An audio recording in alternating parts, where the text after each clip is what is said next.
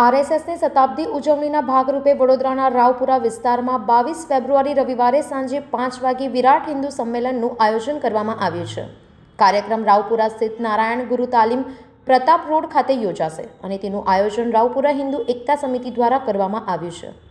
સંમેલનમાં સનાતન સંસ્કૃતિ, સનાતન ધર્મ અને સામાજિક એકતાનો સંદેશ પ્રસારવામાં આવશે.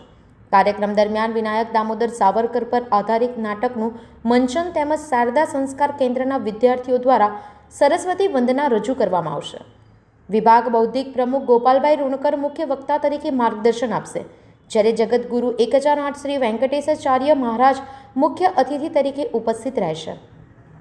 આયોજકોએ શહેરના સર્વ હિન્દુ સમાજની મોટી સંખ્યામાં હાજર રહેવા અપીલ કરી છે. સંવાદદાતા સાથે અભિપ્રાય ન્યૂઝ, વડોદરા. રાષ્ટ્રીય સ્વયંસેવક સંઘનો શતાબ્દી વર્ષ આ વર્ષે આપણે ઉજવી રહ્યા છીએ.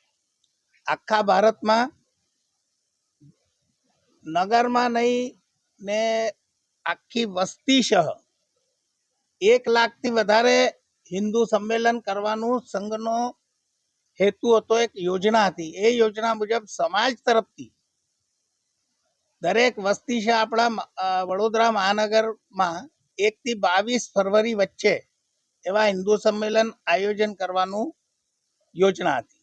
એ યોજનાના ફલસ્વરૂપ આપણે 22 તારીખે ખારીવાવ અને સંસ્થા વસાહત એ 2 વસ્તી સંઘના દ્રષ્ટિએ બનાવી ગઈ છે.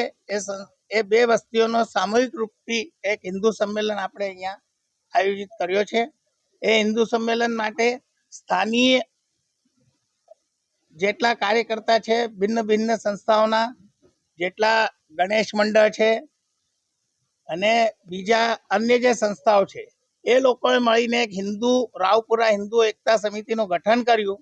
એ ગઠનના પ્રમુખ તરીકે શ્રી સુનિલભાઈ ગણદેવીકર અને બાકી બધા સદસ્ય અહીંયા ઉપસ્થિત છે. એ લોકોએ કાર્યક્રમ નક્કી કર્યો છે ને એ કાર્યક્રમ આવતીકાલે થવાનો છે. આવા જ વધુ સમાચારો જોવા માટે સબસ્ક્રાઇબ કરો અમારી યુટ્યુબ ચેનલને અને જોડાયેલા રહો ફેસબુક, ઇન્સ્ટાગ્રામ અને ટ્વિટર પર.